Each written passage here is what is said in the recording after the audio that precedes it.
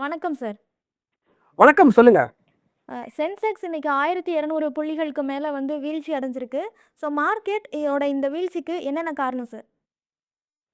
இன்னைக்கு சென்செக்ஸ் பார்த்தீங்கன்னா 1.59% 1258 புள்ளிகள் வீழ்ச்சி அடைஞ்சு இன்னைக்கு க்ளோசிங் பார்த்தீங்கன்னா 77,964 அப்படின்ற ஒரு சென்செக்ஸ் குறியீட்டில் க்ளோஸ் ஆயிருக்கு.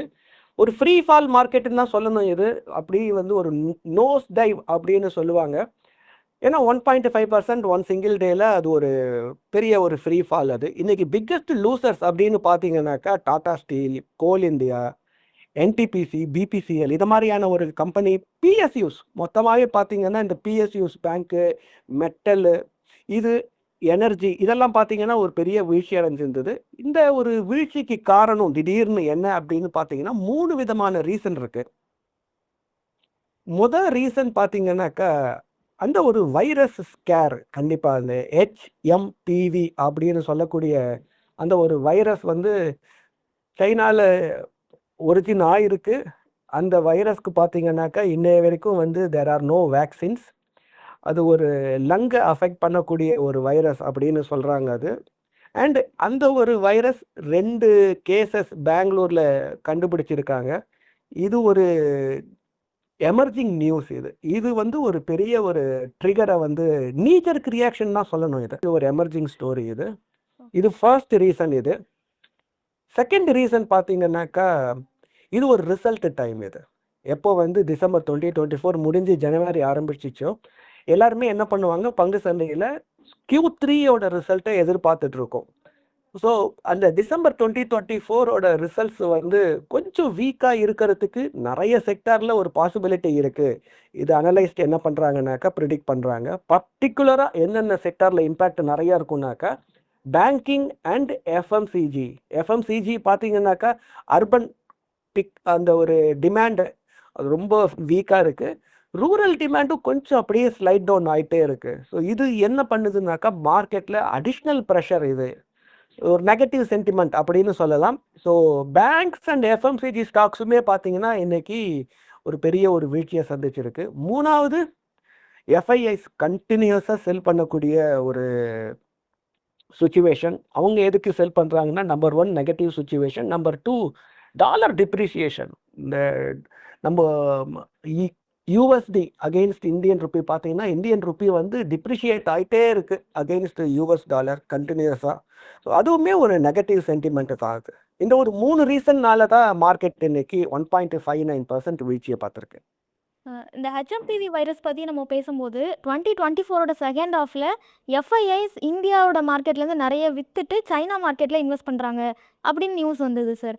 ஸோ இப்போ சைனாவில் இருக்கக்கூடிய இந்த ஹெச்எம்பி வைரஸ் இந்த நியூஸ்னால எஃப்ஐஐஸ் அங்கே இன்வெஸ்ட் பண்ணுறது வந்து குறையுமா? இந்தியன் மார்க்கெட்டை விட்டு அவங்க வெளியேறதும் குறைய வாய்ப்பு இருக்கா சார்? அந்த மாதிரியான ஒரு நியூஸ் எல்லாரும் என்ன நினச்சிட்டு இருக்காங்கனாக்கா சைனீஸ் மார்க்கெட் ரொம்ப அட்ராக்டிவ் வேல்யூவேஷன்ஸில் இருக்குது, எஃப்ஐஎஸ் எல்லாம் அவங்களோட காசை எடுத்துகிட்டு போயிட்டு சைனீஸில் இன்வெஸ்ட் பண்ணுறாங்க அப்படின்ற ஒரு நிறைய சோஷியல் மீடியாவில் நியூஸ்லாம் பார்த்தோம் நம்ம. அது ஒரு 10% 15% உண்மை. ஆனால் மிச்சம் 85% பார்த்தீங்கன்னா அக்டோபரே அவங்க என்ன பண்ணிட்டாங்க, நிறைய ரிசர்ச் ரிப்போர்ட்ஸ் என்ன சொல்லிட்டாங்கனாக்கா அந்த ஒரு ஸ்டிமுலஸ் அவங்க சைனா கவர்மெண்ட் அனௌன்ஸ் பண்ண ஸ்டிமுலஸ் வந்து ஒரு கன்சிஸ்டன்ட் எஃபர்ட்டாக அந்த ஸ்டாக் மார்க்கெட்டை மேலே கொண்டு வந்து நிறுத்தாது. அப்படின்றதுனால என்ன ஆயிடுச்சுனாக்கா அந்த ஒரு ஃப்ளோ டு சைனா மார்க்கெட் அக்டோபர்லேயே ஸ்டாப் ஆயிடுச்சு. அது ஸோ அந்த ஒரு இந்தியாவிலேருந்து காசை எடுத்துகிட்டு போயிட்டு சைனீஸ் மார்க்கெட்டில் இன்வெஸ்ட் பண்ணிட்டு இருக்காங்கன்றது வந்து அது கண்டிப்பாக உண்மை கிடையாது. நிறைய ரிசர்ச் ரிப்போர்ட்ஸ் என்ன சொல்லிட்டாங்கனாக்கா அந்த ஒரு பை அப்படின்ற அந்த இண்டிகேட்டரை என்ன பண்ணிட்டாங்க, ஃப்ளாட் அண்ட் செல் இண்டிகேட்டருக்கு சைனாக்கு அவங்க அக்டோபரே சேஞ்ச் பண்ணிட்டாங்க, அக்டோபர் 2024. இந்த ஹெச்எம்பிவி வைரஸ் இப்போ தான் இந்தியாவில் ஒரு 2-3 கேஸ் ஃபைல் ஆயிருக்கு. இன்னும் இது பெரிய விஷயமா ஆகலை. ஆனால் ஒருவேளை இது இன்டென்ஸ் ஆனால் ஸ்டாக் மார்க்கெட்டில் என்னென்ன செக்டார்ஸ்லாம் இதனால இம்பேக்ட் ஆகும் சார்? கண்டிப்பாக வளர்ந்து வரக்கூடிய செக்டார்ஸும் அண்ட் இது வரைக்கும் நல்ல ஒரு ஹை growth கொடுத்த செக்டார்ஸும் தான் ஃபஸ்ட்டு இம்பேக்ட் ஆகும். என்னென்ன செக்டார்ஸ் வந்து லாஸ்ட் இயர் உங்களுக்கு ஒரு பெரிய ஒரு ரிட்டர்ன்ஸை கொடுத்ததோ அந்த செக்டார் எல்லாம் முதல்ல வீழ்ச்சியை பார்க்கும். For example energy, PSUs, defence இந்த செக்டார்ஸ் எல்லாம் நல்ல ஒரு growth-அ கொடுத்தது. அந்த செக்டார்ஸ் எல்லாம் என்ன பண்ணும்னாக்கா கண்டிப்பாக ஒரு வீழ்ச்சியை பார்க்கும். இதை மாதிரி ஒரு எக்கனாமிக்காக ஒரு டவுன் டர்ன் இருக்கிற டைமில் பார்த்தீங்கன்னா டிஃபென்சிவ் ஸ்டாக்ஸ் அப்படின்னு சொல்லக்கூடிய ஃபார்மா, ஐடி, எஃப்எம்சிஜி நிச்சயமாக வந்து ஒரு growth-அ பார்க்கறதுக்கு ஒரு வாய்ப்பு இருக்குது. நம்ம டாலரோட டிப்ரிஷியேஷன் பற்றியும் டிஸ்கஸ் பண்ணோம்.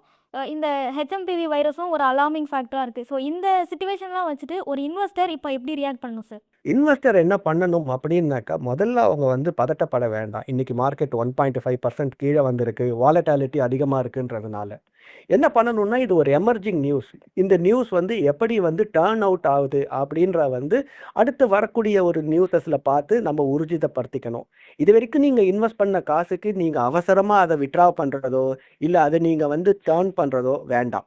So stay invested, that is number 1. அது நம்பர் 2 பார்த்தீங்கன்னா இப்போ உங்ககிட்ட கேஷ் இருக்குது அப்படின்னா அதை எடுத்துகிட்டு வந்து உடனே எல்லா கேஷையும் எடுத்துகிட்டு வந்து இப்போ ஸ்டாக் மார்க்கெட்டில் போட வேணாம். இன்னைக்கு வரக்கூடிய காலகட்டங்கள் வாலட்டைலாக இருக்கிறதுக்கு ஒரு பெரிய ஒரு வாய்ப்பு இருக்குது. என்ன பண்ணுங்க, இந்த ஒரு வீழ்ச்சியை யூஸ் பண்ணுங்க. கொஞ்சமாக ஒரு 10% 20% ஆஃப் யுவர் ரிசர்வ்ஸை நீங்கள் என்ன பண்ணலாம், இந்த மாதிரியான டைமில் இன்வெஸ்ட் பண்ணலாம். அண்ட் தென் வரக்கூடிய காலத்தை பார்த்துட்டு மிச்சம் இருக்கக்கூடிய சர்ப்ளஸையும் நீங்கள் இன்வெஸ்ட் பண்ணலாம். அடுத்து வரக்கூடிய ஒரு 4 to 5 இயர்ஸ் நிச்சயமாக இந்தியன் ஸ்டாக் மார்க்கெட்டுக்கு ஒரு பெரிய ஒரு க்ரோத் ஃபேஸ், அது புல் மார்க்கெட் இருக்குது. ஸோ வரக்கூடிய நெக்ஸ்ட் ஒரு 1 இயர் வாலட்டைலாக இருக்கிறதுக்கு ஒரு பாசிபிலிட்டி இருக்குது. பட் லாங் டேர்மில் கண்டிப்பாக ஒரு பெரிய ஒரு ரேலி வரத்துக்கு சான்ஸ் இருக்குது. Thank you sir, thank you Ganesh. மேலும் ஈடி தமிழ் சேனல்ல வரப்போகும் பிசினஸ் மற்றும் அது ரிலேட்டடான வீடியோவை பார்க்க உடனே கீழே இருக்க சப்ஸ்கிரைப் பட்டனை கிளிக் பண்ணுங்க.